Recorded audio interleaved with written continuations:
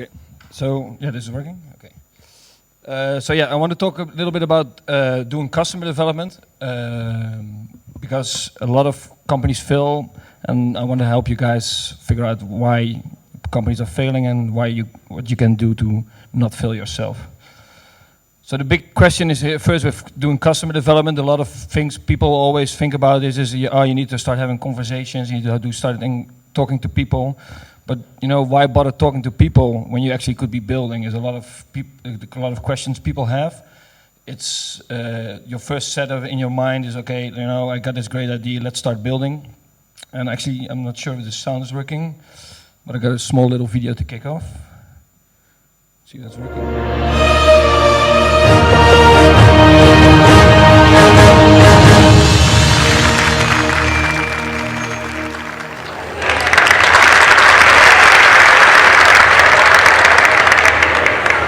Technology can improve the things people love.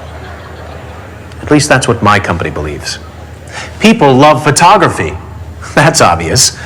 But when we thought about photography, we realized one thing. Humans are limited to looking at photos with our eyes. That's a problem, right? So we made an app, PicSong. The first program that turns your photos into music if you want to do that for some reason. Here's how PicSong works. First, select a photo. The app analyzes its colors, shapes, its file type, and converts them into musical notes. That's kind of a cool thing, right? I mean, don't you think you might want to use that for some reason? Okay. Now close your eyes. Imagine that you have a lot of photos and you need them to be music for some reason or some other problem. I don't know. Open your eyes. This is the thing that solves your problem, whatever it is. Not being able to make music out of your photos is a thing of the past. PicSong can convert any photo. Photos of people. Photos of animals. Photos of things. As an innovator, I have one simple goal: to make an app. So I asked myself, what are two separate things? Can I turn one of those things into the other thing? And I did.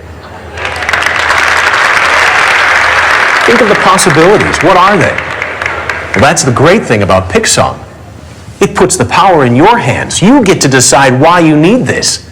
I can't tell you why you need this. It's not my job. Who is this app for? Maybe it's for students, or artists, or blind people.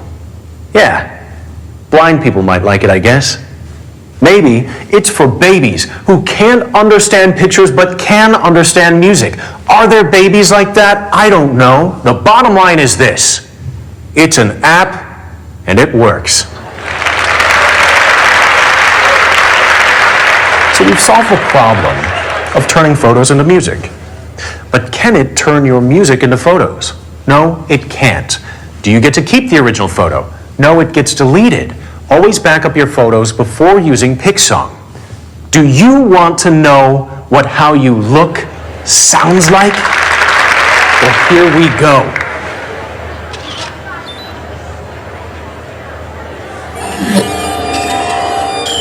We expect that within 100 years, every photo in the world will be music. Maybe there will be so much photo music that people won't even make regular music anymore. That's technology changing the world. Thank you. So yeah, I see a couple of people laughing here because, of course, this is a really funny idea, and it's made by The Onion, the guys who made or making the fake news website.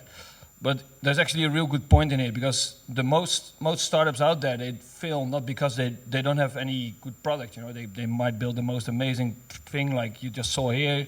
You take a picture and it turns into an awesome audio clip, but they fail because they don't have customers. That's the reason why most startups fail.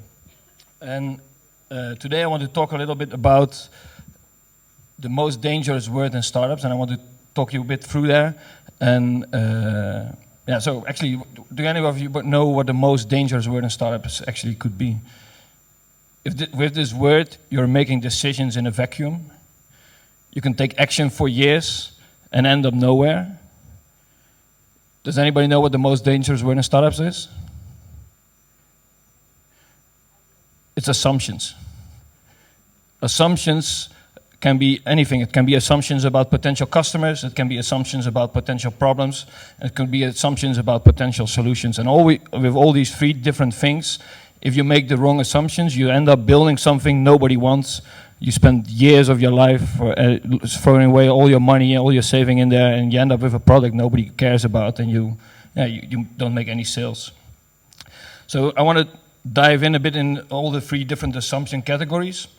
Let's first talk about the assumptions about potential customers.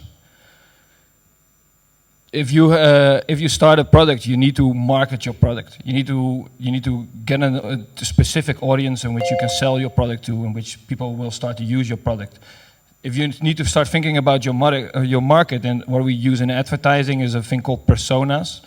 And personas are actually fictional characters. It helps you to sort of create this shape inside your mind. Okay, this is the ideal person. It's an imaginary person.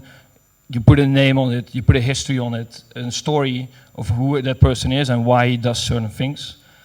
And he should have enough physical detail so you can easily step over into the mind of the user of your product, so you can think, okay, if one person starts using my product, who is this person and why is he going to use this product? It can actually be anybody, and the ideal thing here is just to put a name on there. So if you actually put a name on there, you can identify yourself better with that person. To help you describe a stereotypical customer as detailed as possible, you need to start asking yourself a couple of different questions. This could be facts about demographics, about behaviors, what books does he or she read, maybe he buys a comic book about building websites, and what problems does he or she has, or what needs does that person have, the goals and dreams of that person, what are the places that person hangs out, what are the key influences, what kind of newspapers does he or she read, all those kind of things. If you start writing those things down, you can start to describe the actual user of your product, and with that it makes it a lot easier to find the ideal target customer, to have conversations with, and to try to validate your assumptions about the actual problem you're trying to solve. There's a really cool app out there on the internet called personapp.io, which helps you create these kind of personas for your customers. It asks you the right questions, and you can print out sheets and put everything out there. So what kind of questions should you ask yourself when you try to develop these kind of personas? It's questions like, okay, what is their demographic information? Where are they living? Are they living in Madrid, or are they living in Moscow? It's a complete different person. What kind of jobs do they have? Are they a taxi driver? Are they a journalist? Are they sit-at-home moms? It could be anything, but it makes a real big difference in what kind of person it is. How does a day in their life look like? Is another one. What do they value most? What are their goals in life? What is the thing that they want to achieve?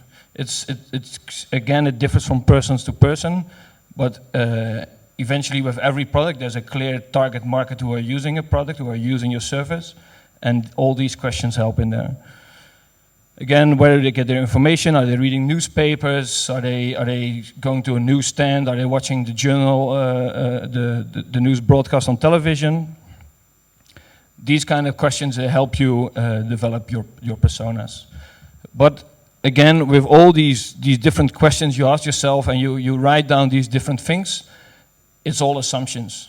Up until you start validating something, it's all assumptions, and everything could be totally wrong. So you might think to yourself, okay, this is my ideal customer, but you need to start talking to that ideal customer. You need to start addressing that person, and you need to start engaging with the person to really find out if that ideal customer is really your ideal customer.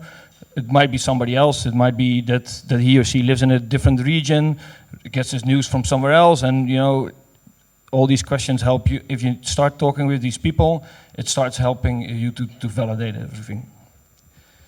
Second thing is the assumptions about potential problems and solutions. Most startups, they as Paul Graham says, build something people want. But what do people want? If I start seeing a problem, it doesn't mean that any of you has the same problem, even if I might think that everybody in the audience here has the same problem. It doesn't mean that any of you guys will accept my solution for that problem as the solution to the exact same problem you're facing. And the third biggest issue, of course, is there, even if you accept my solution to your problem, are you willing to pay for it? Because at the end of the day, I still need to pay for my own lunch. So by talking to people, you can find out about their problems. But, tricky thing, it's super easy to screw up these conversations. If you start talking to people, there's a couple of different things. Famous quote from Henry Ford. If I asked people what they wanted, they would have said faster horses instead of building a car. If he just asked people, you know, what is the thing you want, then he never would have come up with the solution of building a car. Another problem is that anybody will say your idea is great enough if you annoy them for long enough. If I start talking to you and I start talking about my idea, and in the beginning you might say, oh, you know, I don't know. But if I start talking more and more, and if I start pressing you more, of course, at one point you will say, yeah, sure, I love it. Yeah, I will buy it. But just for you to shut me up and, you know, get to the bar and let me order a beer for you. You just want to end the conversation. You have had enough of it. So, quick question, and I need a little bit of interactivity with this on. A man walks up, turns on the radio, goes upstairs, turns on the lights, and kills himself. Why is this happening? Any suggestions?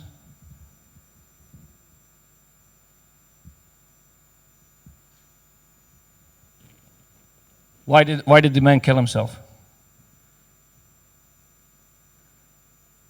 Pascal? A man walks up, turns on the radio, goes upstairs, turns on the lights and kills himself. Why? Sorry? Is that failed? No. Nope, he didn't hear something bad on the radio. Sorry? No, he didn't hear something bad on the radio.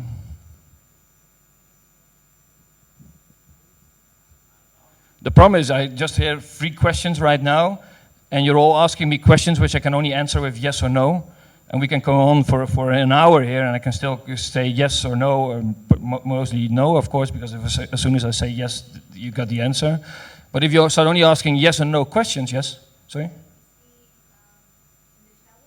No, he's not in the shower. See, right now I'm only giving no answers, and by asking not open-ended questions, but only yes or no questions, you're getting nowhere. We could go on for half an hour like this, we still don't know why the guy killed himself. Actually, I don't have any idea myself. He might be working in a lighthouse. He goes up, he wants to switch on the light, he sees that the light is not working, walks upstairs, he sees this enormous cruise ship coming, hitting the lighthouse. It's too late. You know, it could be anything. But as long as you start asking yes and no questions, you're getting nowhere. Another question. You see the dartboard here. As soon as I start throwing in darts, it's the exact same thing. If I start throwing in darts, I'm blindfolded and I throw a dart to the board, then I need to hit the bullseye. If I only ask the question, did I hit the bullseye, yes or no? And I hear no, okay, of course I'll throw another one. But I only have 3 darts, so I will never know if I would hit the bullseye, yes or no. If I would ask this question, where is the dart located on the board which I just thrown? And if somebody answers, it's a little bit off the left to the bullseye, then I know, I need to adjust my hand a little bit to go to the right to actually start hitting the bullseye. So just asking yes and no questions will get you nowhere. So there's 3 horrible ways if you want to screw up any of these customer conversations you're having. First one, use a script or a survey. As soon as you start talking to somebody and you have the script in front of you, you only try to talk, okay, this is the next question, this is the next question. But you will, with that, you start missing out hidden signals of the person's talking to you. If you look at it, for example, like a little kid always, you know, they can annoy the shit out of you because they start asking why. But because the little kid asked like 5 or 6 different times why, you start to realize, okay, he tries to get to the bottom of the problem here. And if you start using a script or a survey, you only start asking the questions which you have in front of you, and you're missing out on all the complete hidden signals and all the extra things there. So one good thing is if you're starting out with this company idea you're having, is to write down for yourself the 3 biggest questions you're having. And write them down first, memorize them later. As soon as you memorize them, as soon as you have them in your mind, it doesn't matter where I am. I could be getting a coffee on the corner here, but I see somebody who might be one of my potential customers from the beginning. It might be one of my ideal buyer personas. But as soon as I just serendipitously meet this person, then I can start having a conversation with him and trying to get answers to my big 3 questions. So always, try to get your big 3 questions. As soon as you meet somebody who might fit your target audience, start having a conversation, try to get the answer to these big 3 questions. As soon as you have the answers, of course, you can just move on to another set of 3 big questions to try to get more details about what it is that you should actually be building.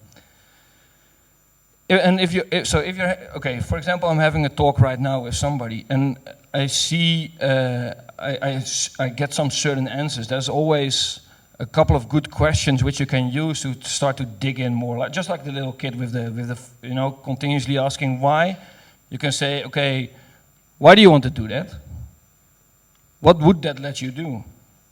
How are you coping without it? So if somebody has a really, he's raving about this issue he sees in the office, and like, how are you dealing with this at the moment?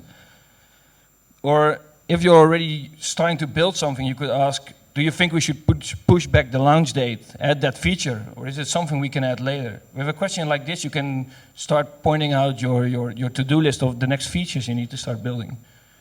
How would that fit in your day?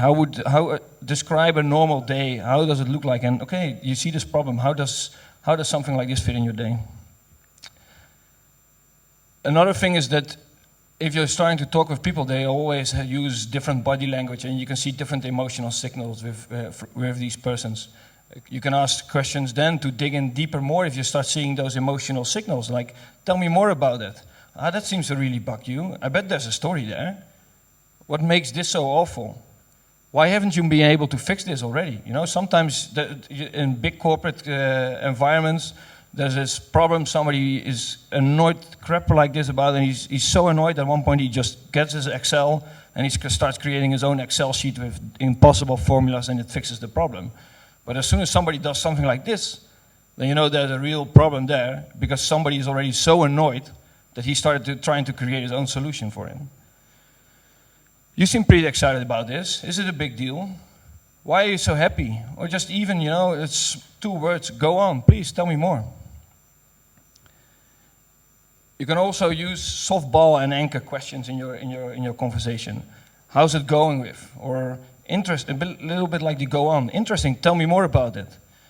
Or can we just go back a little bit to what you were saying about this a little bit earlier? Second way to screw up your customer development conversations is to actually talk about your idea. Dear mom, don't you think my idea is great? Love, your son. If I would send a message like this to my mother, of course she would tell me that my idea is great. But as soon as the product is out there, as soon as I actually launch my product in the store, fuck man, not even my mother would buy it. This is not something she's interested in. But she just says this because she loves me and she thinks I'm nice. But it's not just your mother who lies. People always want to be helpful. So they tell you what they think, that you think you want to hear. So even if I never met somebody on the street and I start talking with somebody about my idea, and I might even put in a little bit in like how I've been developing for 6 months on this idea and it's awesome. Of course, nobody will tell me that the idea sucks, because human nature is in such a way that they don't want to hurt my feelings. So of course they will say to me that the idea is lovely, but then as soon as I start asking, okay, so you think this idea is really lovely? Okay, pay me 10 euros right now so you can have you're my first customer. Sorry, I forgot my wallet. There's a really good book, and I really urge you to read this. It's from a guy in the UK called Rob Fitzpatrick, and he wrote a book called The Mom Test. Because a lot of times, just like the example earlier with when I write to my mother, I'm able to do customer development with my mother if I just know how to ask the right questions. In his book, he writes about these ideas. So never ask about their opinion, especially about your idea. You need to ask about their life, ask about specifics in the past. talk me through the last time you had something like this, and what did you do? How did you cope with it? You need to, okay, I'm talking a lot right now, but I will change that in a little bit, but you need to talk less and listen more to people. You need let them have the conversation, and you need to, just use a bunch of these softball and anchor questions sometimes to keep the conversation going, but let them do the talking. Try to find out, okay, what is the actual problem here? So, to make it a little bit more interactive, I'm going to do some good or bad questions with you guys. First one. Do you think it's a good idea? Is it a good or a bad question? What do you think? Bad? Very good. Would you buy a product which solved this problem? Is this a good or a bad question? And why?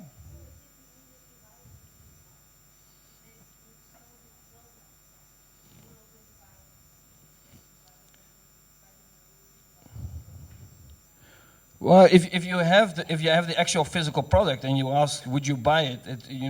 It's a little bit different than pitching your problem. The big problem in this question here is a little two words in the beginning, the would you, because as a human being you can never predict future behavior. So it's of course, yeah, I would. But if you then come back 6 months later, that's even if you almost have the finished product, and you come back one week later, it's still not going to happen.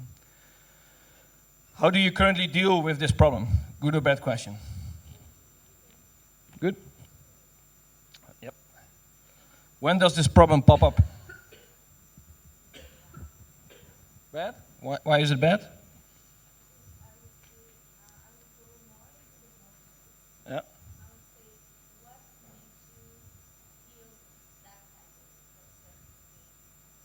Okay. Yeah.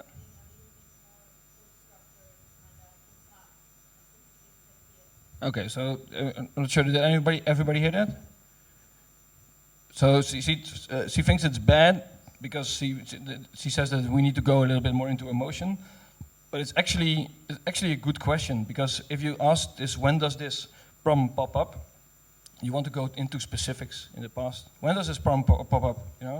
The entire bathroom floor was covered in water. Well, when did this pop up, and how did it, and then you can continue on that. So when does it pop up? Try to get into specifics, into a certain problem, and because that is a good question. What makes this time consuming and go off track? Good or bad question?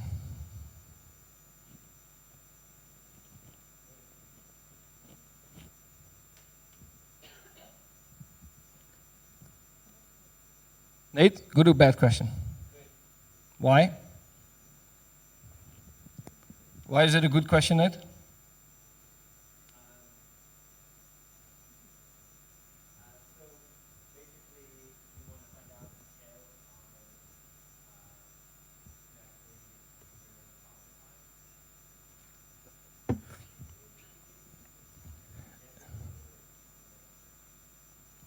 Indeed, you have to dig a little bit deeper. So it's actually sort of a good question, but if you change the wording a little bit, has this ever been more time consuming or gone off track more than normal? Because sometimes things go wrong on an occasional basis and they just start to deal with it and they ignore it. But if you go a little bit more specific, okay, dive a little bit deeper, then the question becomes better. Please show me how, good or bad. It's good, eh? You want to get into specifics there. Please tell me how. I'm trying to learn from you, good or bad. Why? Exactly. It's you can go a little bit better like this. Talk me through the last time you had this, because indeed, if you say I'm trying to learn from you, you're putting them a little bit off track indeed there. What did you try to do about it? It's good, eh? How much would you pay for this?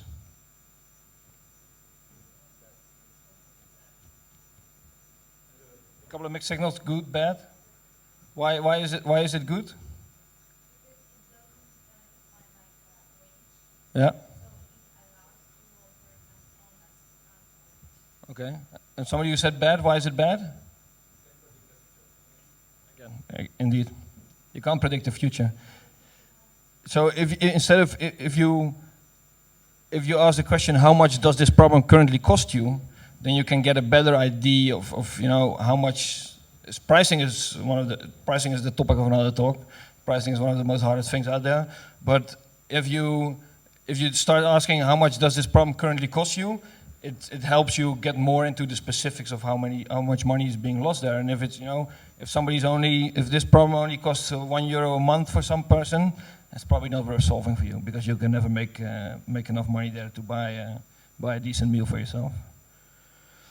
So we go a little bit. So we just had a meeting. Try to vision yourself. We just had a meeting with somebody, and I come back from the meeting. Did we make any progress? Sounds great. I love it. Did we make any progress? No. They're lying to you. Brilliant. Let me know when it launches. It's a tough one, eh? It's not good. No? It's not good. Why? Because they're giving you a compliment, so it boosts your ego. You think, yay, this guy's really going to buy my product. But actually, he's using a stalling technique because they don't really care. Forget about this guy. There are a couple of people I can intro you to when you're ready, good or bad. Promises? It's sort of okay, but if it was really okay, why didn't he connect you straight away right now? Because if he really loves your product, he could connect you straight away to the friends and try to help you get more validation. And, yeah. But if he really loved it, if he really thinks it's good, he will put his reputation at stake because he really thinks the idea is good enough. Right now, he just, it's a partial commitment. You're like, it's not there yet. Not really sure. I would definitely buy that.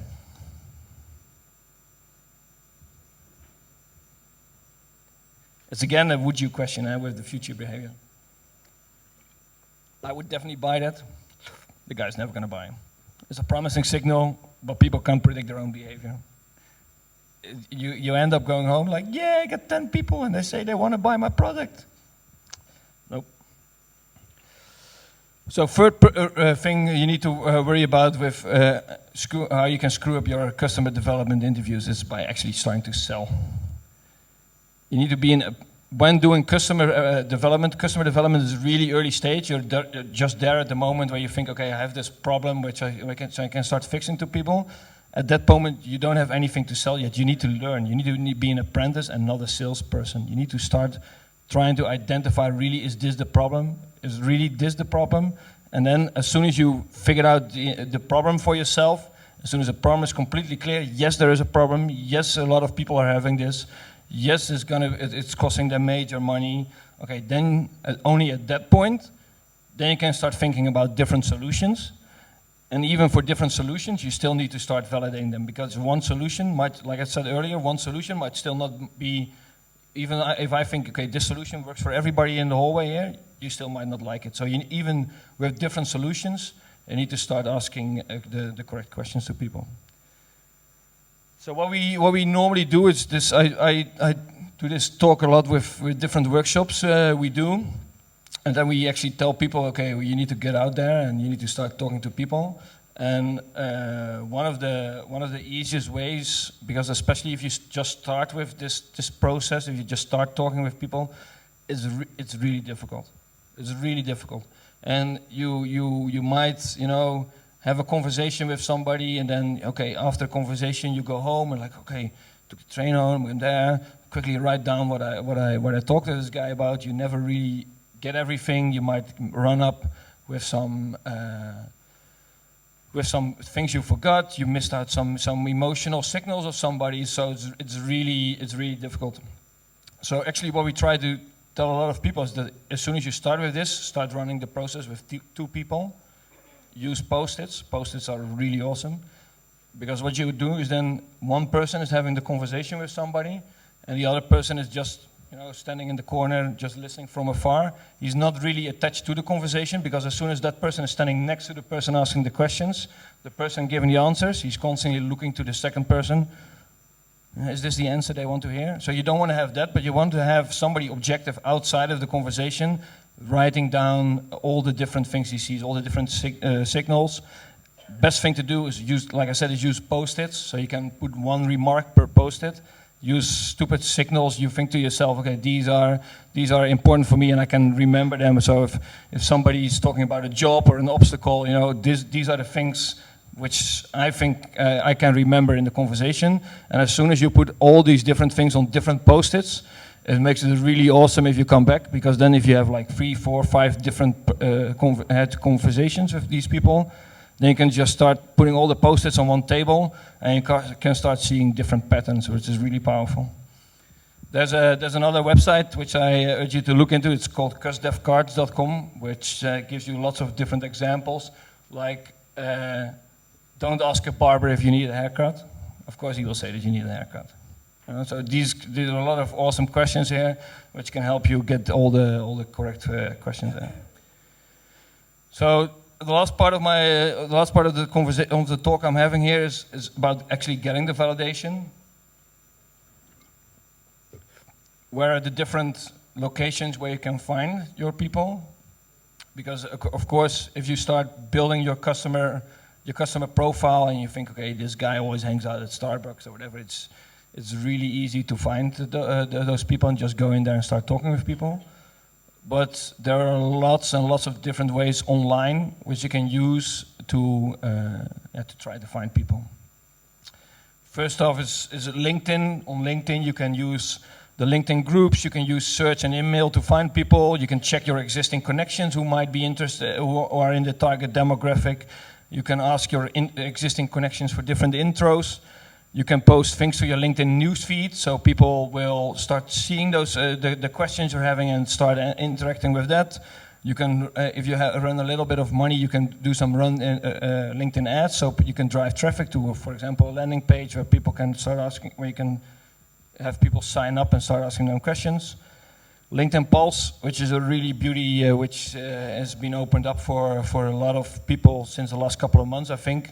LinkedIn Pulse is the blogging platform from LinkedIn.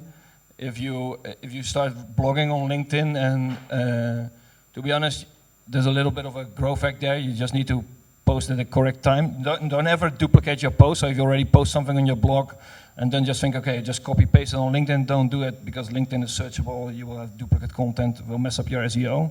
So just rewrite the article, put it on LinkedIn Pulse, and have people quickly contact all your friends as soon as you have something on there. Because as soon as you post something on there and you have like 20, 30, 50 quick upvotes of people who liking your article, then the algorithms of LinkedIn will start thinking, there's something interesting happening with this article here. And because the algorithms of LinkedIn start thinking that, LinkedIn will push you even further, and you will end up in the top new LinkedIn Pulse stuff, etc. So you get lots of views. You can, of course, use Facebook as well to look up your friends, ask your friends for introductions. Look for fan pages. As you can see on the top right corner there, every fan page has the little message icon, so you can start messaging the owners of fan pages of certain pages. And maybe if you start having a conversation with these people, you can start asking them, hey, maybe you want to post this message on your Facebook fan page with already 20,000 likes, which helps then to spread your word out again. You can run targeted Facebook ads, of course. The graph search of Facebook is really, really powerful. If you just, give me, I don't know, guys 35 living with their mother liking kittens, Facebook will give you that info. Twitter, same thing again. Ask your followers for referrals. You can run Twitter ads. You can ask Twitter accounts to tweet on your behalf, just like the fan pages of Facebook. You can search for relevant hashtags and join the Twitter chat, which is happening there on the relevant hashtags. Search Twitter for people talking about your problem. Twitter search is really powerful, and people, as soon as they have a problem with something, people will always start complaining on Twitter. That's the only reason why big companies have a Twitter account, is because people start complaining about them and they need somebody to do damage control. YouTube, again, you can talk to YouTube channel owners, ask channel owners for promotion, start your own channel, run ads on YouTube. You can use email, you can email relevant friends, contacts. There's this awesome new service which was on Product Hunt a couple of weeks ago called Name to Email, which is a browser extension for, I think, Chrome. And basically you can just start typing somebody's email and he will start guessing what the correct email address is, so you can do some cold emailing. You can make your Google Hangout status a call for introduction for people. You can make your signature in your emails a call for help, or even for introductions. I've seen the comic book guy putting his comic book sell link in his email. You know. You can start your own blog, write articles about the problem you're trying to solve, post your blog to discussion sites. Again, these are massively interesting because you have things like Reddit, you have things like Hacker News, Inbound.org, Growth Hackers, Designer News. These are all communities around certain topics, and they allow people to post stuff on there and other people upvote it. You know, so a big little thing of caution here, not on LinkedIn you can ask all your friends to quickly start upvoting. But on all these websites, if you start asking people to quickly start upvoting and you give them a direct link, they will punish you. So don't do that. You know, try to figure out other ways to do this. You can update your about page on your blog to ask people, okay, this is what the things I'm looking for. You can make a specific page on your blog, start a blog, or even just start a blog from scratch, talking about the industry and things you're trying to solve. You can not just your own, but you can reach out to other bloggers for maybe for interviews, to run ads for you, to write about you. Maybe a lot of websites out there, they're always struggling to get content. You know, they need to post regularly. So a lot of these websites are really eager to have somebody guest posting on their website. So if you have something interesting to say, just contact these people. Say, look, I can write you this really interesting article, which is really on top of the niche you're trying to solve, and it could be really great for you guys. Start writing some guest blog posts there. There's a really good book if you want to learn how to manipulate media.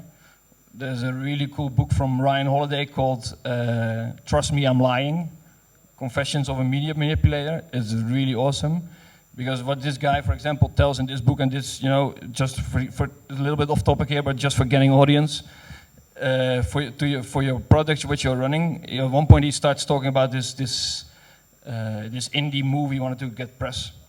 They had no money whatsoever to get press. So basically what he did, he went to this little village in the US. He went to one of those movie posters. He took a bunch of spray can and he sprayed over them like a protest thing over the poster. Then he created an Instagram account, posted the picture on Instagram, and then created a new Gmail account, sent it to a local newspaper and said, look, there's clearly something wrong. People are protesting against, look at this is on Instagram. People are protesting against this movie. So of course, all these websites, they won't need to get traffic because that's how they're getting paid. They don't do fact checking, so they post the article.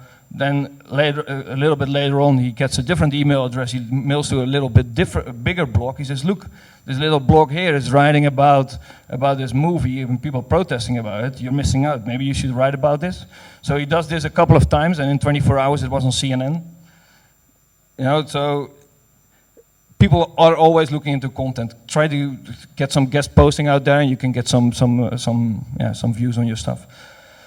Blog list, like blog category, all top, even cloud.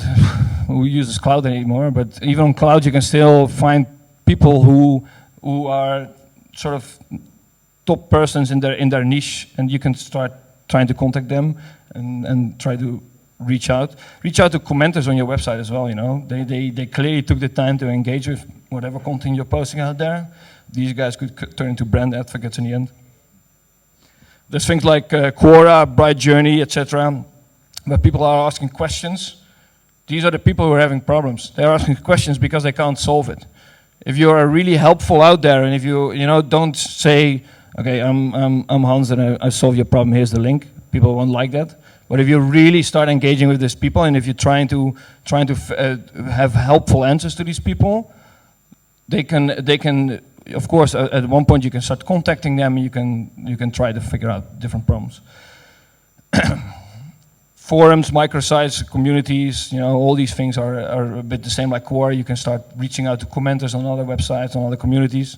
Newsletters, you can start talking to newsletter owners. Maybe you can run a little ad on your news site. There's a thing called LaunchBit, which helps you to buy ads in other people's newsletters. So you can just use that to get some wording out there. Your competition, there's always competition. There's always somebody who came up with the exact same idea as yours, and they're always trying to solve it. But these people might be a little bit further down the road, see what they're talking about, see who are they are talking to.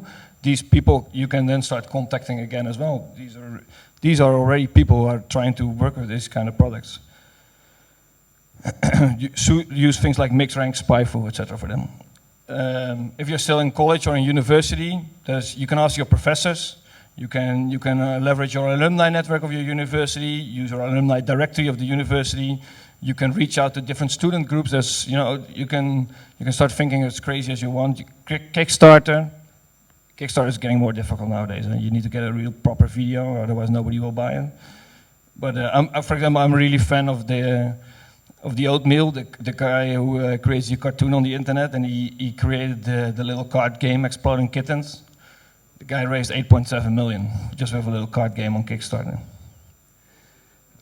Reach out to your user that backed your product, put your ID maybe on some other funding sites like Indiegogo.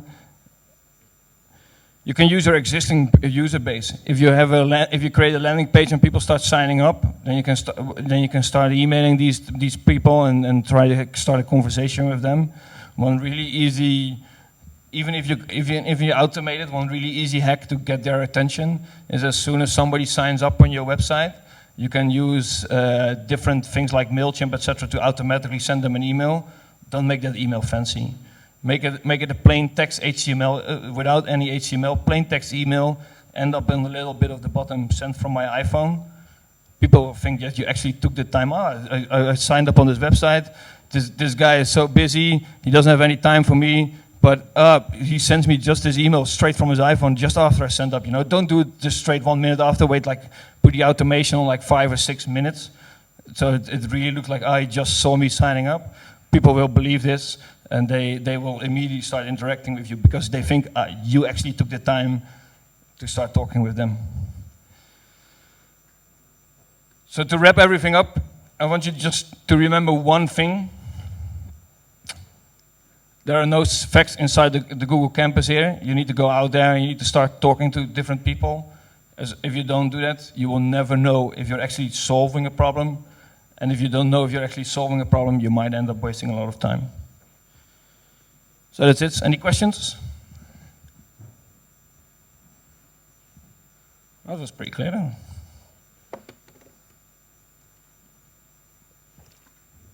Oh. Nice, yes. Thank you so much for coming. Well.